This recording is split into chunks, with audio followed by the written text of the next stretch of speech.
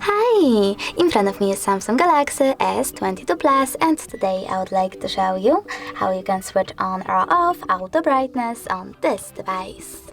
First of all, go into settings. Now tap on display over here and click on the switch or next adaptive brightness feature.